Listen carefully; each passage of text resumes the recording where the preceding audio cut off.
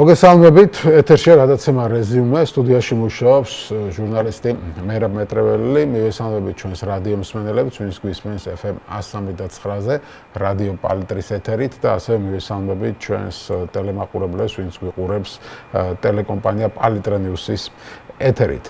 გადაცემის პირველ ნაწილში ჩვენ ემიგრანტების მიერ წამოწყებულ ახალი კამპანიის შესახებ და მოძრაობის შესახებ ვისაუბრეთ. მოძრაობა მზია, ასე ჰქვია ემიგრანტების ახალ პლატფორმას, რომელიც აშშ-ში, კანადაში, ავსტრალიაში, დიდ ბრიტანეთში და ევროკავშირის წევრ სახელმწიფოებში მცხოვრები ემიგრანტების და მათ მიერ დაფუძნებული ორგანიზაციების ერთობლივი ინიციატივაა. მოძრაობის მთავარი მიზანი რეჟიმის პატიმრების გათავისუფლების აქტიური მხარდაჭერა არის. ამ პროცესის ფარგლებში მოძრაობა მზია აქტიურად მუშაობს სხვადასხვა ქვეყნის მთავრობებთან, საზოგადოებრივ და სამოქალაქო ორგანიზაციებთან, რომ მას მხარდაჭერა მოიპოვოს მზიას სიამ, რომელიც ქართული ოცნების ძალადობრივი რეჟიმის წარმომადგენლების სანქცირებას ითვალისწინებს და ითხოვს. ამ თემაზე ვისაუბრებ ჩვენ, მანამდე ვნახოთ ვიდეო, რომელიც ამ მოძრაობის დამფუძნებლებმა გაავრცელეს და შემდეგ უკვე მათ წარმომადგენლებს ემიგრაციიდან ჩავრთავთ მარკა ხომერიკი, ანა ბალამწარაშვილი, ერთ-ერთი დამფუძნებული ჩაგვერთვება, ასევე დავით ძიძიკაშვილი. მანამდე კი ვნახოთ ეს ვიდეო.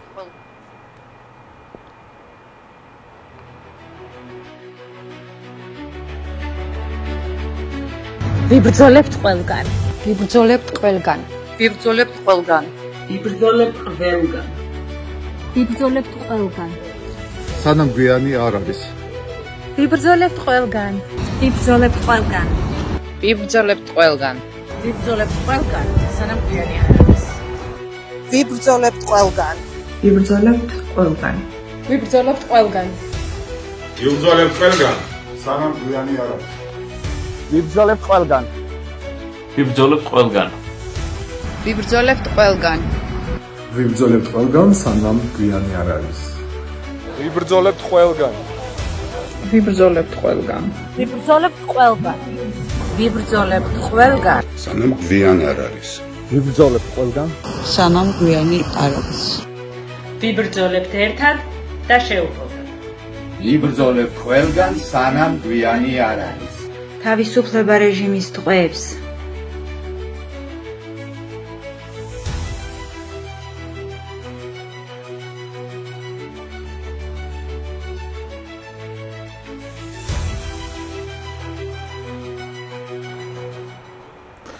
მაშასე როგორც გითხარით, ეს არის ემიგრანტების მიერ დაფუძნებული მოძრაობა მზია, რომლის მიზანია შედგეს მზიას სია.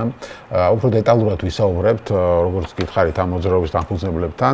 პირველი ჩვენი სტუმარი იქნება მარკა ხომერიკი, ქართული სასათვისტომო ავსტრიაში ხელმძღვანელობს ის. მივესალმებით მას, გამარჯობა ქალბატონო მარკა. მადლობა გადაცემაში მონაწილეობისთვის და რომ გითხრათ აი ამ ასე ვთქვათ, კამპანიის შესახებ, ამ მოძრაობის შესახებ და შემდეგ უკვე ორიოდე სიტყვით ქვეყანაში არსებული ვითარებაც რო შევაფასოთ. მოგესალმებით პირველ რიგში, მივესალმებით თქვენს მაყურებელს, მადლობა რომ მომიწვიეთ. მოკლედ ჩვენი კამპანიის მიზანი არის, ისაც წესი და რიგით მთელი საქართველოს მიზანი უნდა იყოს მზიას და ყველა სინდისის პატიმრის დახსნა, ესე რომ ვთქვათ, ჩვენი რეჟიმის ტყვეების დახსნას იმ საკნებიდან. ეს არის მთავარი მიზანი. მაგრამ ამ ყველაფერს რომ მივაღწევთ, ეს ბრძოლა მაინც არ გაჩერდება. ჩვენ ემიგრანტებს განსაკუთრებული სიყვარული გვაქვს სამშობლოს მიმართ და ამიტომ ჩვენ მე ყოველთვის ვიძახი, რომ ჩვენ ის გვიყვარს და პლუს გვენატრება. იქიდანაც ძალიან კარგად ვაფასებთ რა მდგომარეობაც არის ჩვენ სამშობლოში და ჩვენი მიზანი არის და ჩვენი ერთად თავშეყრის მიზეზი არის როგორც ტყვეების განთავისუფლება, ასევე ჩვენი სამშობლოს დახსნა რუსული იმპერიის კლანჭებიდან. კი ბატონო, გასაგებია. ამისთვის რა უნდა გაკეთდეს კონკრეტულად ამ ორგანიზაციის ფარგლებში, რა იგეგმება ამ ასე ვთქვათ მოძრაობის ფარგლებში უბრალოდ? მოკლედ ჩვენი მოძრაობის ფარგლებში, რომლის იდეაც პლატფორმა 2025-დან წამოვიდა, ჩვენ ძალიან ბევრი ემიგრანტი ვართ გაერთიანებული ამ ესე რომ ვთქვათ პლატფორმაზე და ჩვენ ვისის შესაძლებლობა გვაქვს იმის ფარგლებში ყველაფერს გავაკეთებთ ამისთვის. პირველი ის არის რომ ჩვენ ვხვდებით საზღვარგარეთ პოლიტიკოსებს, ევროპარლამენტარებს, ჟურნალისტებს და ვაცნობთ თუ რა მდგომარეობა არის საქართველოში და ეს ჩემი აზრით ძალიან დიდი ესე რომ ვთქვათ ბრძოლა და საქმე და დახმარება ჩვენი თანამემამულეების. ისინი რომლებიც საქართველოში იბრძვიან ამ ყველაფერს. ანუ ვთქვათ ავსტრიაში ავსტრიის პარლამენტის წარმომადგენლებთან და ასე შემდეგ ამაზე არის საუბარი. დიახ, რა თქმა უნდა, მე პირადად ვიცნობ რამდენიმე პარლამენტარს ავსტრიიდან, ასევე ევროპარლამენტარს ავსტრიის რესპუბლიკიდან. მე და ჩემს მეგობრებსაც უკვე ვქონდათ შეხვედრები ამ თემაზე საუბარი. ეხლა ზაფხულში დიდად არ მუშაობს ეუთო, მაგრამ როგორც კი სექტემბრიდან განაახლებენ ისევ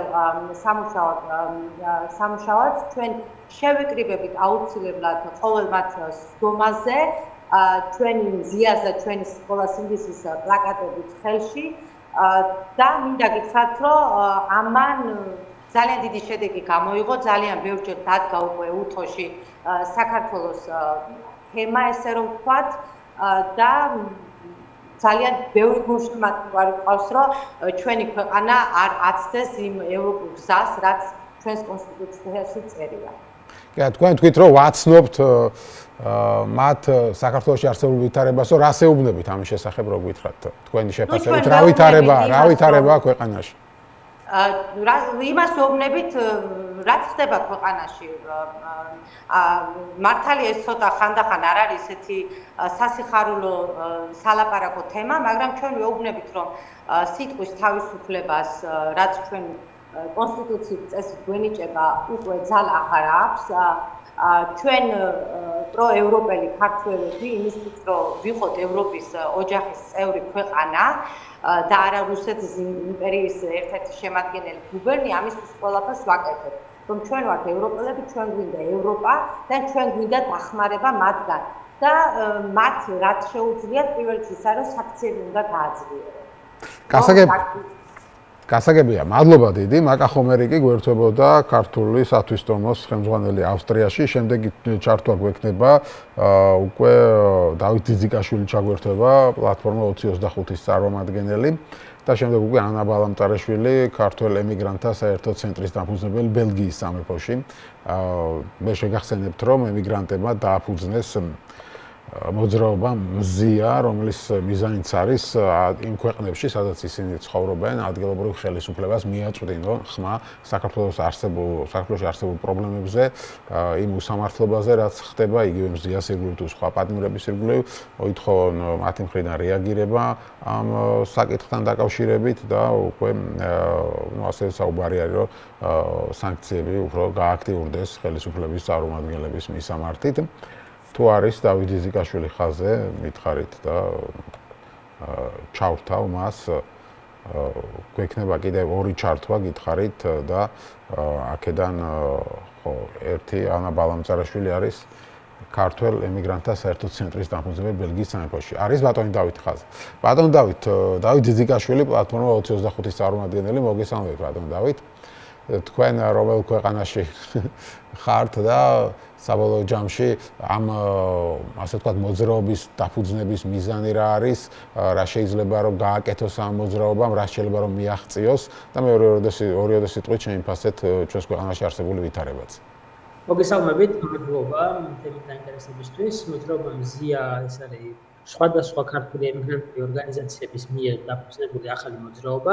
პრინციპში ახალი ამაში არაფერია, რადგან მზია მოყოლების დაკავების დღიდან აქტიურად ქართული ემიგრაცია აქტიურად იბრძოდა მის თავისუფლებისთვის და არა მხოლოდ მის რა თქმა უნდა, აქ იგულისხმება როცა ვახსენებთ ამ შემთხვევაში მზიას, გულისხმობთ ყველა რეჟიმის ფას, რომელიც უკანონოდ არის ასევე დაკავებული.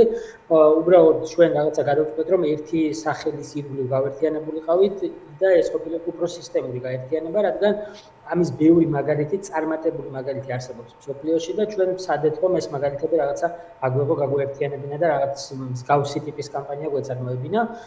ამ მოძრაობის ერთ-ერთი მთავარი მიზანი, როგორც თქვენ ანონსში ბრძანეთ, არის სწორედ მზიას ის სახელით, ესე იგი, შეკვრა ამბის, რომელიც მოიაზრებს თავის თავში არ მხოლოდ მაღალჩინოსნების, არამედ ნებისმიერი იმ რიგითი საჯარო მოხელისექნება თუ პოლიციელის სანქცირებას, რომელიც უშუალოდ არის ჩართული პოლიტიკური ტყვეების დაკავების პროცესში, წამების პროცესში და წამების პროცესია ცალსახად, რასაც ისინი აკეთებენ, სპარტო ადამიანს ციხეში გამოკეტავ და მერე უცებ აღმოაჩენ, რომ ეს ადამიანი უდანაშაულოა და ამისთვის არავინ არ დაისჯება, ეგ წამება რეალურად რა იმ ადამიანის და ეს ადამიანები კარგავენ ოჯახის წევრებს და ასე შემდეგ და შესაბამისად აი ამ ადამიანების სანქცირებაც არის ამ მოძრაობის ერთ-ერთი მთავარი მიზანი. გარდა ამისა, უბრალოდ ინფორმაციის გავრცელება, ძალიან კარგი საიტი აქვს გაკეთებული მზიას მეგობრებს, ბათუმელებს და არა მხოლოდ ბათუმელებს, ანუ იმ ადამიანებს, ვინც უშუალოდ საქართველოში არის პროცესებში აქტიურად ჩართული, free mzia ქვია ეგეთი ვებგვერდია, freemzia.com, რომელზეც ყოველდღიურად თუ არა რა კვირაში ერთხელ მაინც ნახდება ხოლმე ეგრეთ წოდებული ერთგვერდიანი ამბები მით შესახებ რა ვითარებაა საქართველოში და ზოგადად მზიას кейსთან დაკავშირებით და ჩვენ ამ ინფორმაციით გავრცელებითაც არის დაკავებული ეს ვებგვერდი ინგლისურ ენაზეა, თუმცა კარგი რაც აქვს ქართულ იმიგრაციას არის ის, რომ ჩვენ ავსტრალიიდან ამერიკის შეერთებულ შტატებამდე და ფაქტიურად პლანეტის ირგვლივ ყველგან ყავს ადამიანები და იმ ვიდეოში რომელიც გავვრცელეთ 20 სხვადასხვა ქვეყნის წარმომადგენელი ქართველი არის რეალურად წარმოადგენელი და როგორც კი ეს ვიდეო გავვრცელდა უცებ აღმოჩნდა რომ ორი ქვეყანა კიდე დაგვემატა აგერ აი ამ ერთ დღეში ადამიანები სადაც საერთოდ არ ვიცოდით რომ ყავდნენ ქართველები წარმომადგენლები და გულხეს რომ აი ჩვენც ამ ქვეყანაში ვართ გვაქვს შესაძლებლობა გვაქვს რესურსი გვაქვს ადამიანები კონტაქტები ვიცნობთ ვიღაცებს პარლამენტში ვიღაცებს შეიძლება ადგილობრივ მთავრობაში რაღაცა მუნიციპალიტეტის და ადგილობრივი მმართველობის დონეზე და შეგვიძლია რომ გავავრცელოთ ინფორმაცია არგმნოთ ეს ინფორმაცია იმენაზე როგორ ქვეყანაშიც ვართ და ამას სულად უსასყიდლოდ და ეს მოხალისეებრივად აკეთებენ რაც ძალიან დიდი შრომაა და დასაფასებელია. მთავარი ამოცანა ჩვენთვის იქნება მზიასის გატანა ბევრი ქვეყნის მთავრობაშიც. ეს მზიასია რა გულისხმობს და ვინ უნდა იყოს ამ სიაში? მზიასია ეს არის რეალურად რამდენიმე ქართული ორგანიზაციის მიერ უკვე ფორმირებული დოკუმენტი, რომელიც ჩვენც მათ შორის ქართულმა მიგრანტებმაც წერილით მივმართეთ დაახლოებით თვენახევრის წინ, ანუ 2 თვის წინ, იმ ქვეყნების ხელისუფლებებს ცენტრალურად და გარდა ამისა ევროკომისიას და ევროპარლამენტს, რომლებშიც თქვათ არის ქართული იმიგრაცია, ეს არის სია, რომელშიც არიან მოხსენიებული და ჩამოთვლილი ის ადამიანები და მარტო სახელების და გვარებით კი არა, ანუ რა გააკეთეს სინამდვილეში ამ ადამიანებმა, რომლებიც უშუალოდ მონაწილეობენ რეჟიმის ყოების პროცესებში. ესენი არიან მოსამართლეები, ესენი არიან პროკურორები, ესენი არიან ცრუმოწმეები, ანუ არა პოლიტიკური პასუხისმგებლობის მქონე პირები, არამედ უშუალოდ შემსრულებლები. ეს ამ სიის იდეა პრინციპში გაჩნდა დაახლოებით ისე, როგორც თავის დროზე მაგნიცკის ცნობილი სია გაჩნდა, ხო? ანუ მაგნიცკის პროცესი სწორედ ესე დაიწყო. მასში დღეს საკმაოდ მაღალი რანგის პოლიტიკური პირები არიან, თუმცა მასში ასევე არიან უშუალოდ ის შემსრულებლები, რომლებმაც მაგნიცკის გარდაცვალა, მაგნიცკის დაღუპვა გამოიწვიეს საბოლოო ჯამში.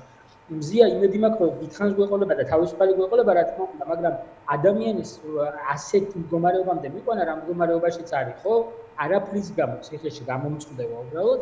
არის იგივე ტიპის დანაშაული, ჩემი აზრით, რა ტიპის დანაშაულიც მაგნიცკის წინაშე რუსეთის ფედერაციამ და რუსულმა რეჟიმმა ჩაიდინა და იგივე საგრძელებს ქართულეთსა და საქართველოში. ამიტომ ჩვენი ამოცანა არის, რომ თუ ეს თქვა ცენტრალურად არ ხდება, ისევე როგორც მაგალითად ბალტიის ქვეყნებმა დაასანქცირეს კონკრეტული პირები, ხო, აი გაერთიანონ ეს პირები საბოლოო ჯამში მზიას სიის ქვეშ, დაერქმევა ამას სახელი თუ არ გაერქმევა ამას, თქვათ კანონის დონეზე ამას სახელს დაარქმევენ თუ არა, ეს ტექნიკური საკითხია, თუმცა ჩვენი აზრით პოლიტიკური ტყვეების წინააღმდეგ ვინც არის ჩართული ახლა პროცესებში და არა აქვს მნიშვნელობა რა ტიპის პროცესია ეს, ანუ ცრუმოწმე ხარ თუ პროკურორი, ამ საქმის დიდი მნიშვნელობა ამას ჩვენთვის არ აქვს. თუ კი არსებობს შენს წინააღმდეგ ასეთი ტიპის ინფორმაცია და ამაში ძალიან გვეხმარებიან ადამიანები, რომლებიც საქართველოში მუშაობენ, ჟურნალისტები, არასამთავრობო სექტორი და ასე შემდეგ და იმედი მაქვს, რომ ამ ადამიანებს მიეცემათ საშუალება რომ იმუშაონ, იმიტომ რომ ამ წუთას რა ვითარებაშიც არის ქვეყანა, ეგ საკმაოდ რთულია, მაგრამ მე იმედი მაქვს, რომ ეს ყველაფერი მაინც გაგრძელდება წარმატებით და ამ სიაში შესული ადამიანების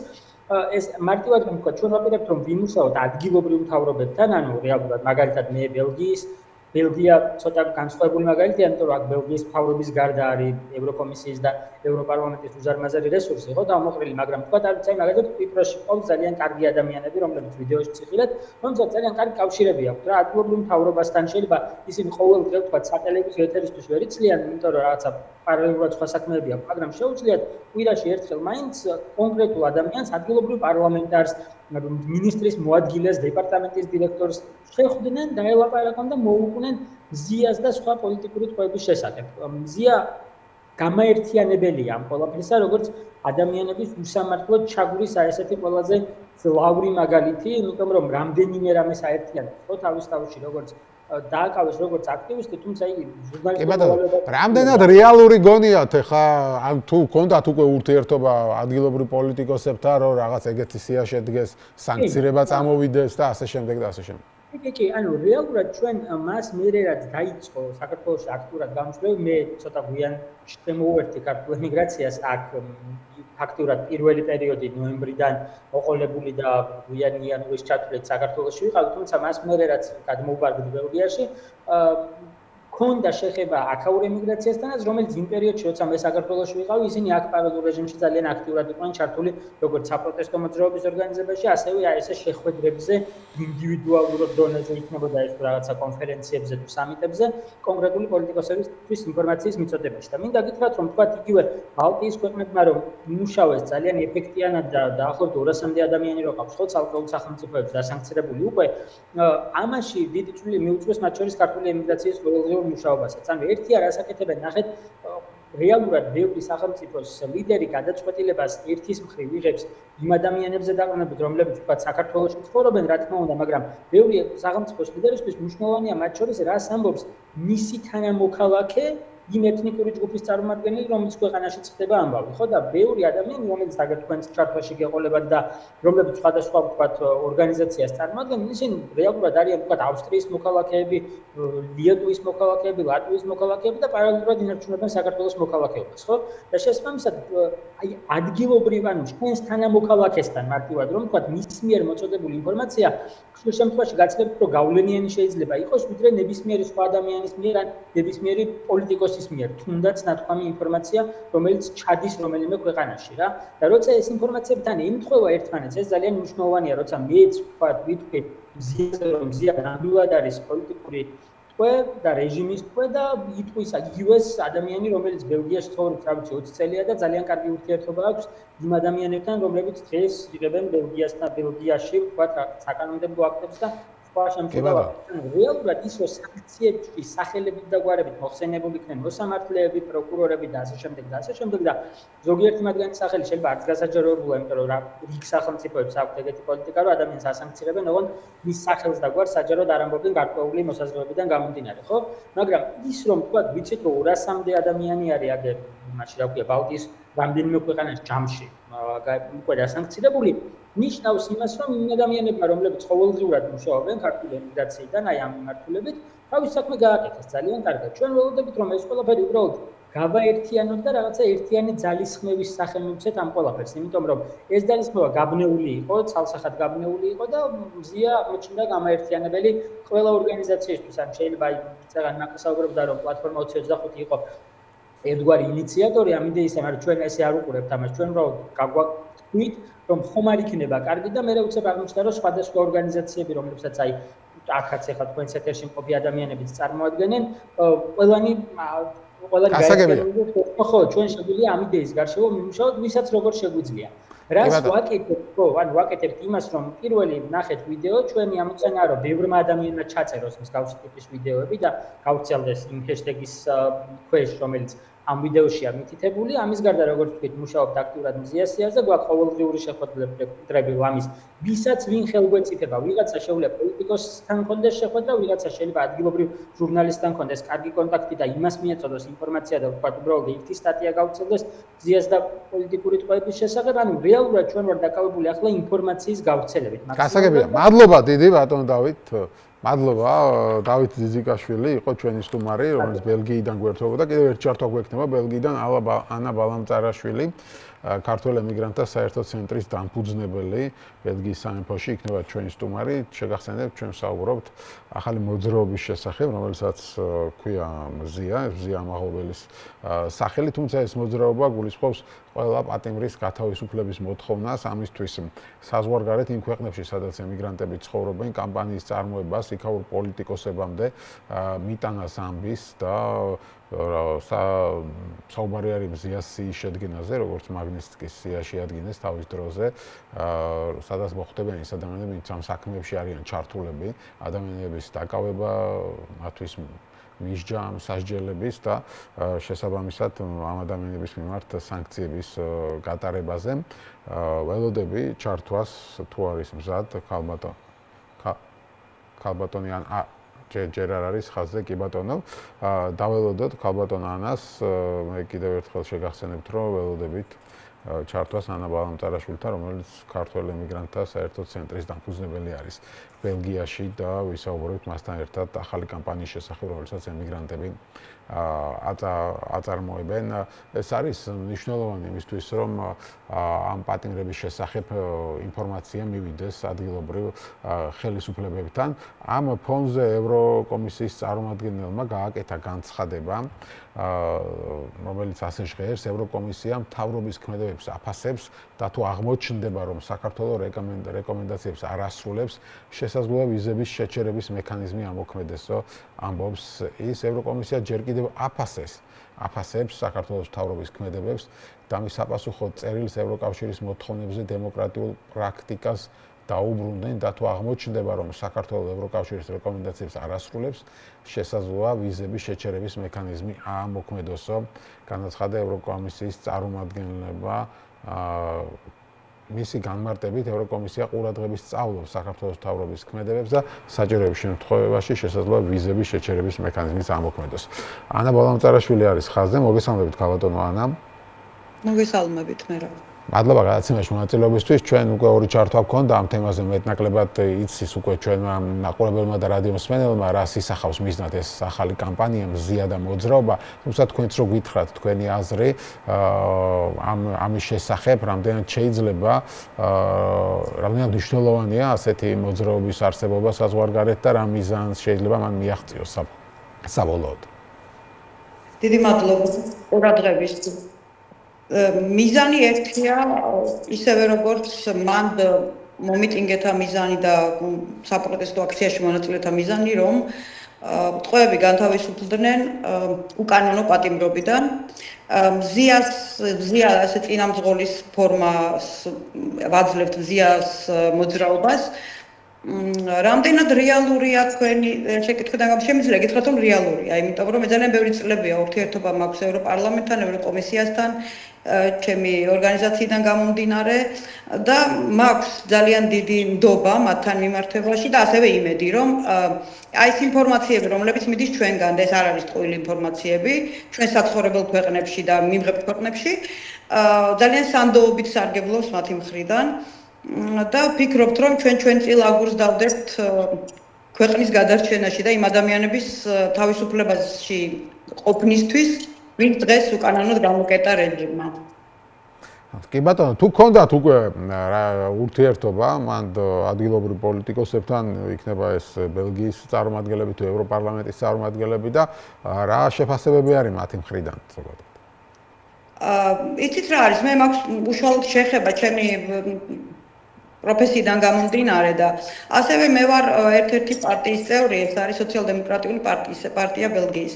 და მაქვს ძალიან ინტენსიური შეხება, შემიძლია გითხრათ ყოველდღიური შეხებაც კი მაქვს და საერთაშორის არ არის ეს თემა განყენებული მათთვის, ძალიან კარგად არიან ჩახედულები საქართველოს მდგომარეობაში და სიტუაციაში და ძალიან შეწუხებულებიც არიან, ოღონდ არ არის ახლა ეს ჩალისფასად შეფასებული შეწუხება, მართლა შეწუხებულები არიან და ძალიან დაწყვეტილები და ამ გითხვეს დახმარება, რა თქმა უნდა, მათი კომპეტენციისა და კანონის ფარგლებში, რასაც არასდროს არ გაცდენილან ისინი, რასაც შეძლებენ და როგორც შეძლებენ გვერდით დაუდგებიან საქართველოს მოსახლეობას და საქართველოს. ხო, ერთ-ერთი მიზანი არის, რომ რაღაც სია შედგეს და ასანქცირდეს ეს ხალხი, ვინც ასეთ უსამართლობას ჩადის, ამაზე რას ამბობენ, რამდენად რეალურია რაღაც მაგნიტის სიის მსგავსი შეიქმნას? იცით რა არის, მზია სია შეიძლება ითქვას, რომ უკვე ფორმირებული დოკუმენტია და მასში შემავალი იქნებიან რეჟიმის მორჩილებაში მყოფი საჯარო თუ სახელმწიფო ჩინოვნიკები, მოხელეები. აქვე მინდა დავამატო ისევ სანდოობის კუთხით და სიმართლე იქნება იმ სიაში და არა ისეთი, როგორცაც ადრე გადმოსცემდნენ და რაღაცებს აქეთ ევროპარლამენტს. ნდობა დიდია ჩვენთან მიმართებაში. მე პირადად შემიძლია გესვათ, რომ ჩემი ორგანიზაცია ძალიან დიდი ხნის მანძილზე მუშაობს ევროპარლამენტთან და აი ეს ორგანიზაციების თანხმედრა და ეს იდეურად ერთად მოსვლამ შექმნა ეს პლატფორმა 2025, რა თქმა უნდა ჩვენ დამოუკიდებლადაც ჩვენ საქმეს ვაკეთებთ. ხო, რაღაცა ისე ისმის, როგორც მაგნიტსკიცია, მაგრამ არანაკლები იქნება ზიასიაც ამ წუთში თავ შევიკავებ დაკონკრეტებისგან რა იქნება და როგორ იქნება. კი ბატონო, და ბოლოს რომ მითხრათ, თქვენი გადმოსახედი და როგორც ჩანს ის ვითარება, რომელიც ახლა ქვეყანაშია, რამდენიმე სიტყვით რომ შევიფასოთ. არ მინდა ახლა ისე ვთქვა, რასაც ყველა ამბობს, მინდა ვთქვა, რომ აი რა ვიცი, როგორც ემიგრანტმა შემიძლია ვთქვა, რომ საქართველოს განსაცდელს ხედავთ შორიდან. თან ძალიან დიდი განსაცდელი უდგას საქართველოს. ფაქტია, რომ აცდა იმ ვერტიკალს და იმ კურსს საქართველოს, აიცაც მივდიოდი და როგორც მივდიოდით. ნუ ახლა ეს ყოველდღიური ლანძღვა გინება და რაღაც ესე სააშკარაოზე ბჭყალებში გამოყვანა ევროპისა და ამერიკის ჩვენი სტრატეგიული პარტნიორების სულ არაფერი ვთქვათ ჩვენ და ჩვენს აღშფოთებას არ გამოვთქვათ, უკვე ფაქტია სახეზეა ყველაფერი. ამიტომ მე ჩემი ერთი ადამიანის ხრიდან და ორგანიზაციის სახელით შემიძლია ვთქვა, რომ მაქსიმუმს გავაკეთებთ, მაქსიმუმს ქვეყნისთვის ემიგრანტები, იმიტომ რომ ჩვენ თავებს ვთვლით, რომ ვალდებულები ვარ და რაღაცა არაფორმალურად, არალეგალურად ელჩის მოვალეობასაც ვასრულებთ სადაცვად რომელ ქვეყნებშიც და წარმოვადგენთ ჩვენ სამშობლოს და ქვეყანას და ვალდებულება გვაქვს, რომ ეს ქვეყანა დავიცვათ, როგორც შეგვიძლია შორიდან ჯერჯერობით იმ რუსული ჩექმისგან, რომელსაც იმზადებს დღევანდელი ხელისუფლება საქართველოს მოსახლეობას. რამდენად შევძლებთ, ესეთ უნდა შევძლოთ ქართულ ხალხთან ერთად, მანდ თქვენ ყველამ ერთად და ჩვენ აქედან ზურგს გაგიმაგრებთ, როგორც შევძლებთ კანონის ფარგლებში. გასაგებია, მადლობა ამ აქტიურობისთვის, დიდი მადლობა ასევე გადაცემაში მონაწილეობისთვის, ანა ბალამწარა. დიდი მადლობა ყურადღებისთვის. ანა ბალამწარაშვილი გვერდთვებოდა ქართულ ემიგრანტთა საერთო ცენტრის დამფუძნებელი ბელგიის სამეფოში. შეგახსენებთ ემიგრანტებმა, სხვადასხვა ქვეყანაში მცხოვრებმა ემიგრანტებმა დაიწყეს მოძრაობა მზია, რომლის მიზანია მიიტანონ ინფორმაცია ადგილობრივ პოლიტიკოსებამდე მოითხოვონ დასანქცირება სხვადასხვა იმ ჩინოვნიკების, ვინც აი ამ პატიმრების საქმეებში არიან ჩართულები. ჩვენ გვექნება რეკლამა, რეკლამის შემდეგ დავბრუნდებით და გავაგრძელებთ უკვე სხვა თემებზე საუბარს.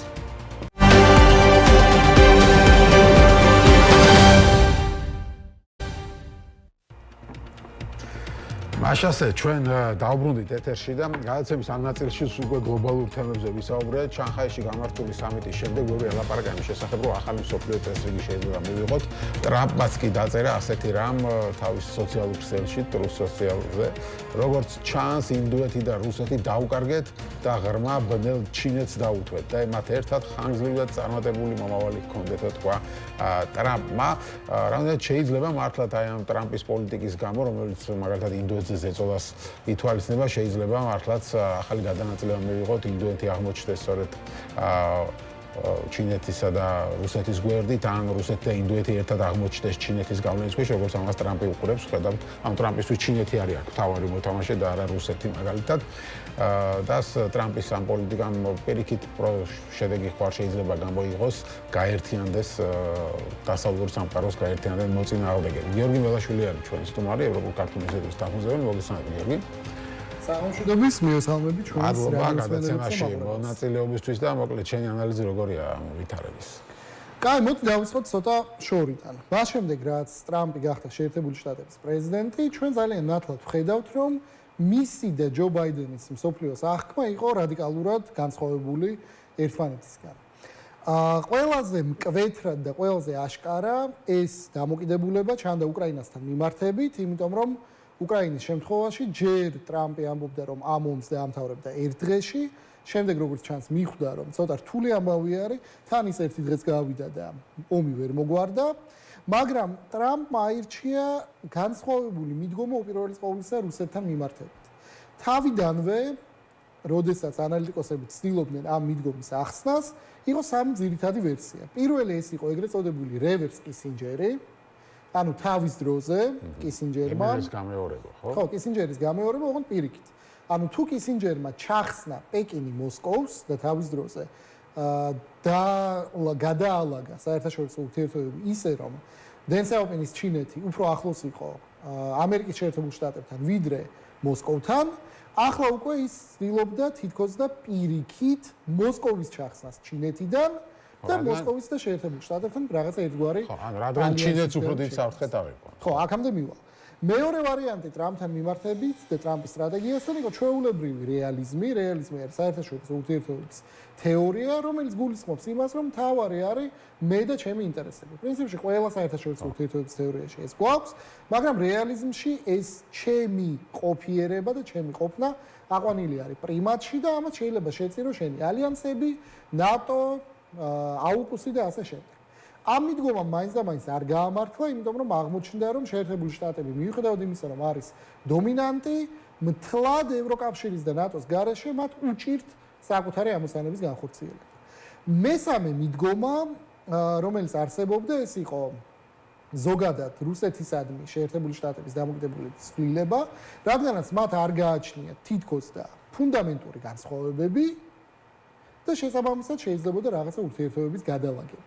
სამივე ეს მიდგომა, როგორც დრომ გვაჩვენა, აღმოჩნდა ან მცდარი, ან ყოველ შემთხვევაში არც ერთმა არ გაამართლა, იმიტომ რომ ის იდეა, რომ რუსეთი ჩაეხსნათ ჩინეთისგან, არ გამოვიდა უპირველეს ყოვლისა, იმიტომ რომ პუტინი მზად არის შეწიროს საკუთარი ქვეყნის ეროვნული ინტერესები უკრაინაში ომს. ანუ მისთვის ომი, მას აქვს სახელმწიფო საქმე, ცოტა ადრინდელი ვერსიის, ეს არის არა მე-20 თუნდაც ან 21 საუკუნის სახელმწიფოებრივი აღქმა, არამედ ის აღიქვამს რუსეთს როგორც იმპერიას. შესაბამისად, იმპერიაში მთავარი არის არა საკუთარი მოსახლეობის კეთილდღეობა მაინც და მაინც, არამედ უპირველეს ყოვლისა გეოგრაფიული გაფართოება, რაც შეიძლება ტერიტორიის მიერ. როგორც რუსები ეძახენ საბირანია ზემელი.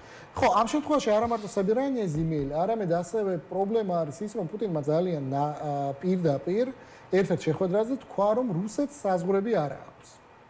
ანუ აქ სერიოზული პრობლემა არის უპირველეს ყოვლისა რუსეთის ყველა მეზობლისთვის, ჩვენს ჩათვლით და მეორე, რა თქმა უნდა, ნატოსთვის ერთიანობაში, იმიტომ რომ რუსეთის მეზობელი არის ფინეთი, რომელიც ნატოში გაწევრიანდა, რუსეთის მეზობელი არის ბალტიის ქვეყნები, რომლებზეც რუსეთი კაიხანია ილესავდა კბილებს და ამიტომ ეს მთლიანობაში აღმოჩნდა სერიოზული პრობლემა. ეხლა რაც შეეხება ჩინეთს, რა თქმა უნდა, მოდი ვიდეო ჩინეთზე გადავალთ ამ თემაზე, მედვედევმა გააკეთა კომენტარი და თქვა, რომ ევროპაში არავის ვემუქრებით და საზღვრების შესვლას არ ვცდილობთ. ისინი იკრიბებიან და განიხილავენ თუ რა გარანტიები შეიძლება მისცე უკრაინას, ჩვენ ვკითხეს, ანუ ეგ სისულელეა, რომ რაღაცა ვინმეს კიდევ ვემუქრებით. კი, რა თქმა უნდა, ჩვენ ძალიან კარგად გვახსოვს რუსეთის შეჭრამდე 2 დღით ადრე ლავროვი გამოდიოდა და როგორ გეკადრებათ, არაფერს არ ვაპირებთო. პუტინის განცხადებაც იყო ანალოგიური და გვახსოვს როგორ ეს მთელი რუსული პროპაგანდა და რუსეთუმე ქართველები, ჩვენი მეხუთე კოლონას აყვარელი, როგორ ამტკიცებდნენ, რომ არა, რა ის პუტინის შეჭრა უკრაინაში, ეს არის ამერიკელების, ანგლოსაქსების, შათელიშვილის ტერმინი რომ გამოვიყენო, გამოგონება და ისინი უბრალოდ რუსეთს აშავებენ. ნუ, ვნახეთ, შეიჭრა. პუტინი უკვე რამდენი ხანი არის მიდის ეს ომი. ეხლა რაც შეეხება ჩინეთს, იმიტომ რომ აქ მნიშვნელოვანი არის ამერიკელების აღქმა. ჯერ კიდევ ობამას პერიოდში, ანუ ჯერ კიდევ დემოკრატების ხელისუფლებაში ყოფნის პერიოდში ამერიკის ადმინისტრაციამ გადაწყვიტა, რომ მთავარი საფრთხე არის არა ახლო აღმოსავლეთი, საიდანაც ნელ-ნელა დაიწყეს გამოსვლა, არამედ ჩინეთი. ჩინეთი, რომელმაც მართლაც წარმოუდგენელი ზრდა აჩვენა ამ დროის განმავლობაში. თუ ჩვენ შევხედავთ ჩინეთს ჯერ კიდევ 20-25 წლის წინ, ჩვენ დავინახავთ, რომ ყოველი 9 ჩინელი 10-დან ცხოვრობდა უკიდურეს ეკონომიკურ სიდუხჭეში. ანუ ჩინეთმა მოახერხა და სერიოზული ეკონომიკური ზრდა აჩვენა, რის შედეგადაც ადამიანების ცხოვრების დონე მკვეთრად გაუმჯობესდა. ამას მოყვა სი ძინპინის ხელისუფლებაში მოსვლა და ძალიან ცნობილი ჯერ კიდევ დენ საოპინის მიერ დატოვებული პრინციპის, რომ ქვეყანას მართავს არა კონკრეტული მართველი, არამედ პარტია, ამ პრინციპის გადახედვა და შეზღუდვა, რომელიც მანამდე ჩინეთის პირობებს ჰქონდათ მართველობაზე, ეს იყო მიახლოებით ამერიკულის მსგავსი 2 ვადის შეზღუდვა, სი ძინპინმა მოხსნა და გარდა ამისა დაიწყო აქტიური საუბარი, რასაც ჩვენ დღეს ვეძახით პრინციპში რევიზიონიზმს. რევიზიონიზმი როგორც ეკონომიკური ურთიერთობების თვალსაზრისით, ასევე უპირველეს ყოვლისა აღმოსავლეთ ჩინეთის ზღვაში და ასევე თაივანთან მიმართებით.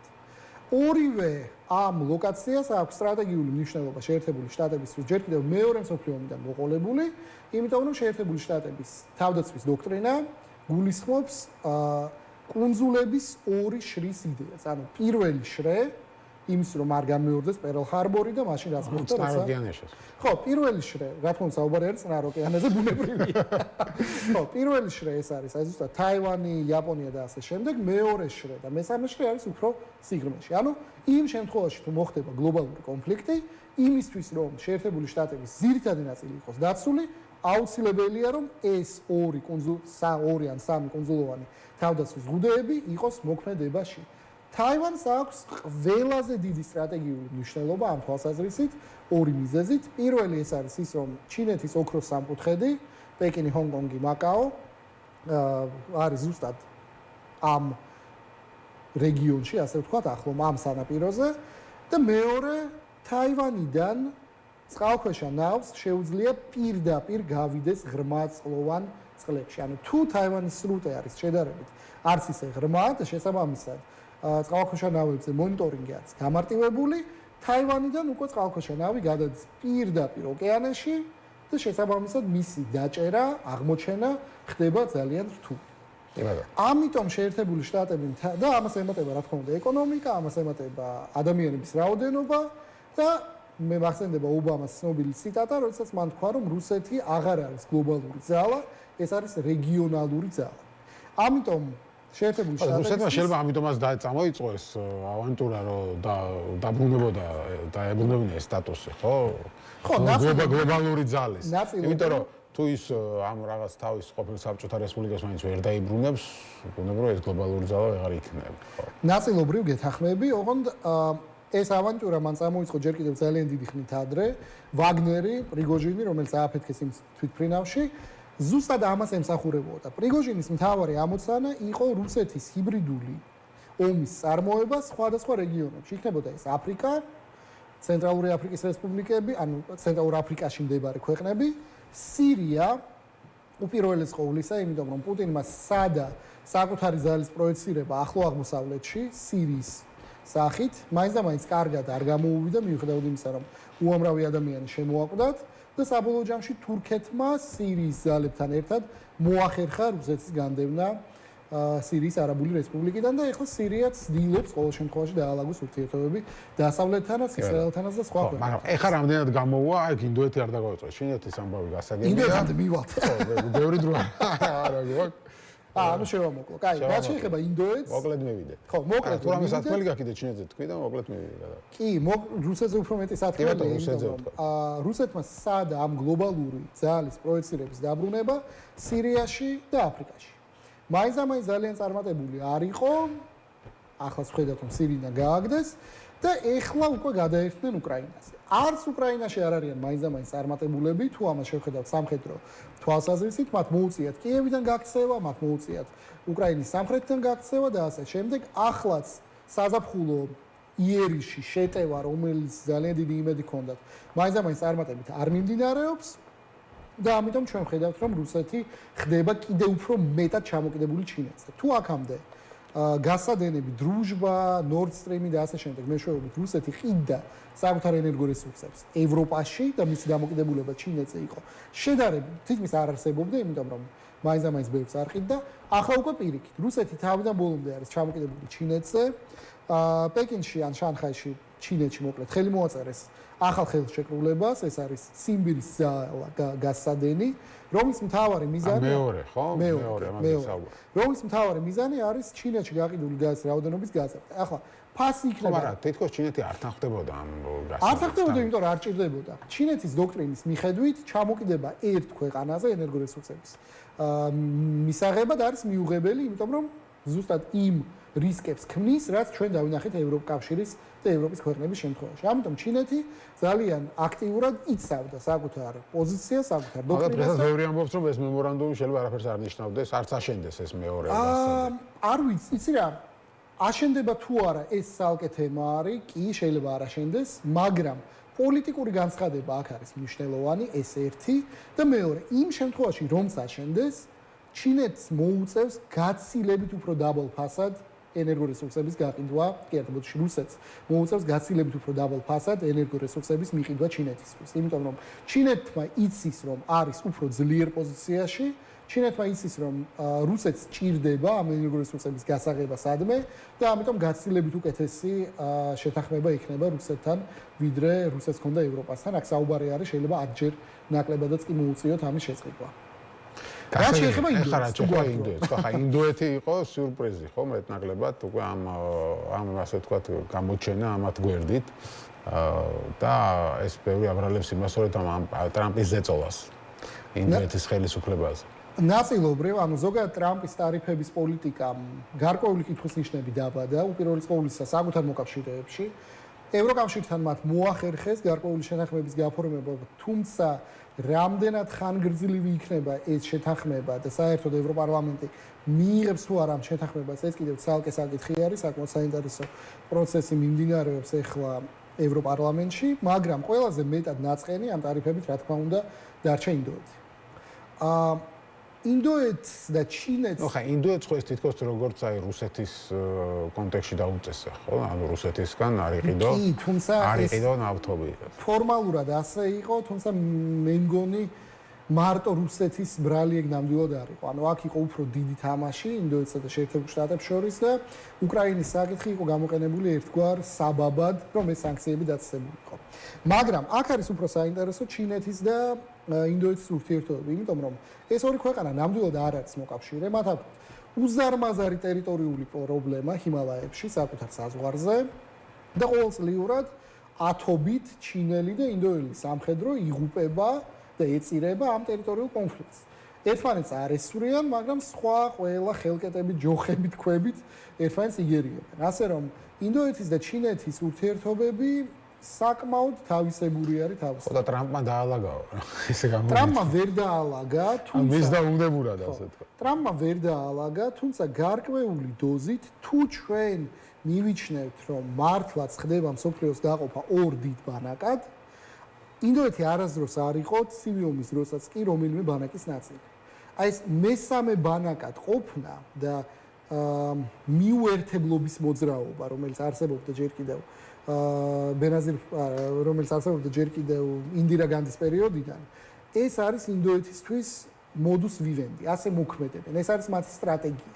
ამიტომ ახლაც ისინი ცდილობენ, რომ არც გაანაცხენონ ზედმეტად შეერთებული შტატები, მაგრამ ამავდროულად მაქსიმალურად იყენებენ ამ სიტუაციას და სიამოვნებით ყიდულობენ იაფ რუსულ ნავთობს. ანუ ინდოეთი მოქმედებს უპირველეს ყოვლისა ყოველგვარი მორალური ბერკეტების გარეშე საკუთარი ინტერესებიდან გამომდინარე. ყველა ასე მოქმედებს. კი, თუმცა ამ შემთხვევაში ისევ და ისევ, რატო გვაქვს მორალი საერთაშორისო ურთიერთობებში? არის რომ ხო, აი ეს კიდე მეორე თემა არის, მაგრამ გარკვეულ ქვეყნებს შორის გვაქვს, იმიტომ რომ არსებობს რეპუტაციული ზიანის საფრთხე და ქვეყნები უფრთხილდებიან საკუთარ რეპუტაციას. ასე რომ ეს გარკვეული შემაკავებელი ბერკეტია. აი ეს რაღაც ერთიანი ღერძის ჩამოყალიბება რამდენად შეიძლება მოხდეს რეალურად? აკეთ ხარ. ერთიანი ღერძის შესახებ საკმაოდ ბევრი საუბარი იყო. მოდი ერთ რაღაცას ვიტყვი. შარშან, როდესაც პეკინში იყო ეს სამხედრო აღლუმი, ორჯერ მეტი სახელმწიფოს წარმომადგენელი იყო ჩასული ვიდრე წელს. ეს არის ერთგვარი ინდიკატორი, რამდენად ახერხებს ჩინეთის საკუთარი საგარეო ამოცანების შესრულებას. კი, წელს ჩავიდა პუტინი და წელს ჩავიდა ლუკაშენკო, წელს ჩავიდა ჩრდილოეთ კორეის დიქტატორი და საკმაოდ ყველა ესეთი ავტორიტარული დიქტატორული რეჟიმები, რომლებსაც არანაირი მორალი მართლაც რომ არ გააჩნიათ, ჩავიდნენ და თითქოს ცდილობენ რაღაცა თანამშრომლობის ჩამოყალიბებას, მაგრამ ამას დაჭირდება ძალიან დიდი დრო, ერთის მხრივ და მეორეს მხრივ არასანდო პარტნიორები არიან.